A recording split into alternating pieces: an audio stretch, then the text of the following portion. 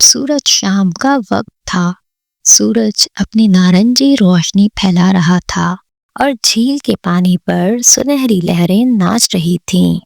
झील के किनारे एक पुराना दरख्त था जिसकी शाख पर एक तन्हा पंछी बैठा हुआ था। ये पंछी निहायत दिलकश पर रखता था, जिन पर हल्का सब्ज और नीला रंग था, लेकिन उसकी आंखों में एक अजीब सी उदासी थी। ये पंछी रोज शाम के वक्त यहाँ आता था, घंटों झील के पानी को तकता रहता और कभी कभी एक गहरी सांस लेकर कुछ बोलने की कोशिश करता, मगर खामोश रह जाता।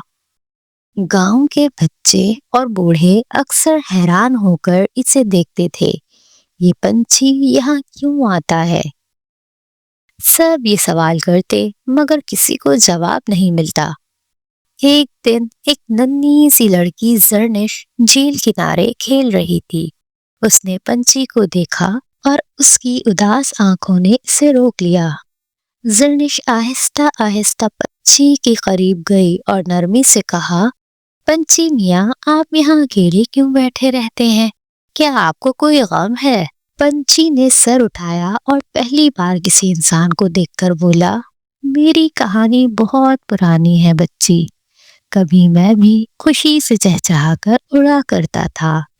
मेरे दोस्तों की एक खूबसूरत जमात थी। हम झील के आसपास रहते, गाते और दुनिया की खूबसूरती का लुत्फ उठाते। लेकिन एक दिन एक जोरदार तूफान आया और मेरे सब दोस्त बिछड़ गए। अब मैं अकेला रह गया हूँ। ये झील मुझे उनकी याद दिलाती है, इसलिए मैं यहाँ आता हूँ। जरनिश ने पंछी की बात सुनकर कहा, लेकिन पंछी मियाँ, जिंदगी में नए दोस्त बनाना भी जरूरी है। शायद आप वो दोस्त आपके दिल का दुख कम कर सके। क्या आप मेरे दोस्त बनना पसंद करेंगे? पंछी कुछ देर के लिए खामोश रहा, फिर मुस्कुराकर बोला, अगर तुम मेरी दोस्त बनना चाहती हो तो मैं ये दावत खुशी से कबूल करता हूँ। उस दिन के बाद जरनिश रोज झील के किनारे आती, पंछी के लिए कुछ दाने लाती और दोनों खूब बातें करते। आहिस्ता आहिस्ता पंछी की उदासी खत्म होने लगी और वो दोबारा चहचहाने लगा। अब वो झील के किनारे बैठा खुशी के गीत गाता था और उसकी आवाज सुनकर दूसरे पंछी भी वापस आने लगे। जरनिश ने न सिर्फ पंछी के दिल को खुशी दी, बल्कि झील के किनारे एक नई जिंदगी भी ले आई।